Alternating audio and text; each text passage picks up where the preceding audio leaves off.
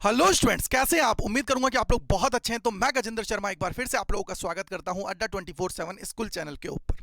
सबसे इंपॉर्टेंट चीज है कि सर एक महीना बचा है तो कैसे हम लोग तैयारी करें जिससे अबव 95% हम लोग मार्क्स लेके आ जाएं। क्योंकि जो टॉपर्स होते हैं वो इस टाइम पे अपने जी जान लगा देते हैं कि यार सब कुछ लगा देना है, क्योंकि ये जो परसेंटेज हमारे एग्जाम के अंदर हमारी जो सर्टिफिकेट आएगा उसके ऊपर जो लिखी जाएगी ना, तो ये हमारी लाइफ भर हमारे साथ रहने वाली है। तो यार एक महीने को आप लोग यूज करके इस वाले को या तो अपनी परसेंटेज को बहुत अच्छा कर सकते हो या अपनी परसेंटेज है उसको बहुत डाउन कर सकते हो। तो मैं तो यही बोलूंगा कि अपने पूरे एफर्ट्स लगा देना है। जैसा मैं आप लोगों के लिए यहाँ पे लास्ट 1 मंथ स्ट्रेटेजी लेके आया हूँ, इसको फॉलो करना है जिससे आप लोग कम से कम अबाउट 95% मार्क्स गेन कर सको। मैंने यहाँ पे लिखा है 97%, मैं 100% भी लिख देता, लेकिन बहुत सारे बच्चे बोलते हैं कि सर 100% कैसे। तो मैं आप लोगों को टिप्स बता दूंगा कि आप लोग कैसे 100% तक पहुंच सकते हो। तो चलिए शुरू करते हैं। इंग्लिश की बात करते हैं। तो इंग्लिश के अंदर सबसे इंपॉर्टेंट चीज ये है कि यार आप लोगों को अभी ये नहीं करना है सर फुल चैप्टर लेके बैठ गए उसको लाइन बाय लाइन पढ़ रहे हैं, ऐसा नहीं करना है, क्योंकि वो चीज हम लोगों ने पहले ऑलरेडी कर ली है। अब फोकस करना है उसकी समरी के ऊपर। मुझे समरी पे ज्यादा फोकस करना है,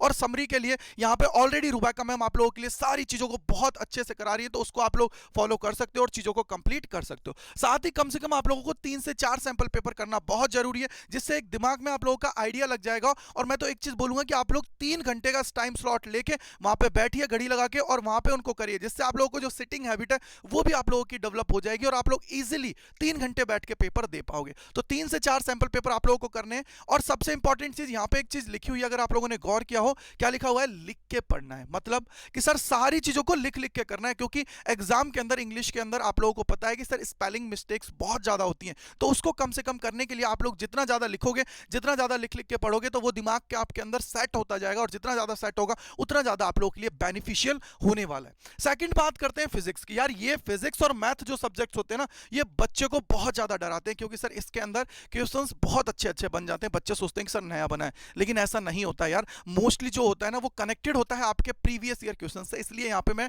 आपको स्पेशल चीज बताने वाला हूँ, क्या कि सबसे ज्यादा आप लोगों को फोकस करना है नोट्स के ऊपर। ऐसा नहीं करना है, नोट्स का रिवीजन करना है। जो आप लोगों ने नोट्स बना लिए हैं एक बार, चाहे आप लोग कहीं से भी पढ़ रहे हो, कहीं से भी चीजों को कर रहे हो, अगर आप लोगों ने एक परफेक्ट नोट्स बना लिए हैं तो सबसे पहले उनको फॉलो करना है। ऐसा नहीं कि सर 10 अलग अलग बुक्स लेके हम लोग आ गए हैं और उनको सिर्फ पढ़ने में लगे हुए हैं। यार उन्हीं को पढ़ने में लगाओगे ना, अपना टाइम पूरा वेस्ट कर दोगे। एक चीज याद रखिएगा, एक बुक को पढ़ो, उसको 10 बार पढ़ लोगे ना, वो आप लोग के लिए बेनिफिशियल है, ना कि 10 बुक्स को आप लोग पढ़ोगे वो आप लोग के लिए बेनिफिशियल है। तो कम से कम आप लोगों को अपने जो नोट्स हैं उनको रिवाइज करना है, जिससे आप लोग मैक्सिमम आउटपुट लेके आ पाओ और मैक्सिमम क्या करो, प्रोडक्टिविटी लेके आ पाओ। तो इसलिए आप लोगों को नोट्स पे फोकस करना है। साथ ही सबसे इंपॉर्टेंट चीज 5 से 6 सैंपल पेपर्स आप लोगों को करना है, और लास्ट 10 ईयर्स के पीवाईक्यूज करना है। अब सैंपल पेपर करना इसलिए जरूरी है कि आपके दिमाग का माइंड सेटअप हो जाता है कि सर कैसे इसके अंदर सवाल आएंगे, कैसे मुझे उसके अंदर लिखना है। क्योंकि यार हर स्टेप के मार्क्स होते हैं। मैथ्स और फिजिक्स की मैं बात करूं तो हर स्टेप्स के मार्क्स होते हैं। अगर आप लोग न्यूमेरिकल में फॉर्मूला लगा दिया तो कितने मार्क्स मिलेंगे, उसके बाद में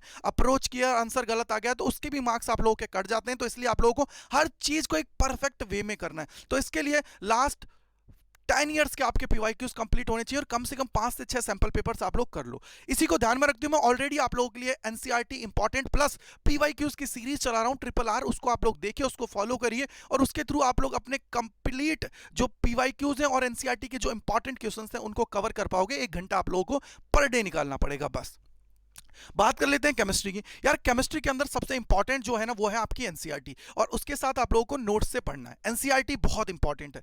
अब बात करते हैं सर इसके लिए कितने सैंपल पेपर की जरूरत है। तो केमिस्ट्री के लिए 4 से 5 सैंपल पेपर आप लोग कर लोगे तो इनफ है, और लास्ट 5 साल के पीवाईक्यूज आप लोगों को कर लेना है, क्योंकि जितने ज्यादा पीवाईक्यूज भी आप लोग करोगे उतना ज्यादा आप लोगों के लिए बेनिफिशियल रहने वाले हैं।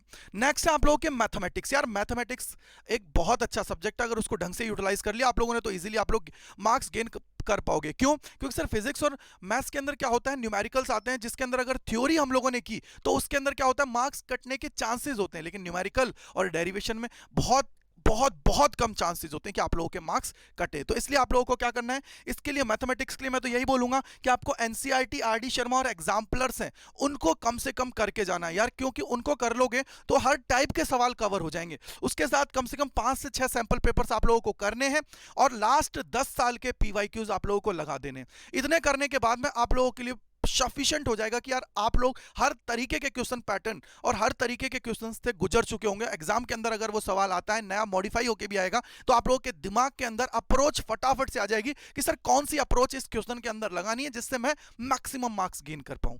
लास्ट है बायोलॉजी। बायोलॉजी के लिए तो यार एक वरदान है एनसीईआरटी। चाहे आप लोग कोई सा भी एग्जाम दे लो, नीट का एग्जाम दोगे तो उसके लिए भी एनसीईआरटी बहुत इंपॉर्टेंट है। तो एनसीईआरटी बहुत अच्छे से आप लोगों को पढ़ लेनी है। साथ ही 4 से 5 सैंपल पेपर लगाने और लास्ट 5 साल के आप लोगों को पीवाईक्यूज लगा देने। इतना आप लोग कर लोगे तो आराम से आप अबव 95% मार्क्स लेके आ जाओगे यार। बहुत जरूरी है ये। अब ये जो चीजें हैं ये सारी की सारी चीजें ऑलरेडी हमारे चैनल के ऊपर चल रही हैं, तो उनको आप लोग देखिए, अपनी प्रिपरेशन करिए।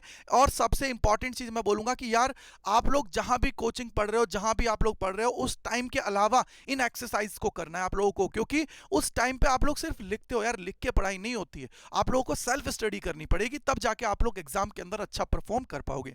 अब सबसे इंपॉर्टेंट चीज कि सर ये सैंपल पेपर कहां से करें, तो हम लोग ऑलरेडी आप लोग के लिए सैंपल पेपर करा रहे हैं। और उसके अलावा आप लोग चाहते हो तो सैंपल पेपर आप लोग ले सकते हो। जो मुझे सबसे अच्छा लगता है वो है ओसवाल का।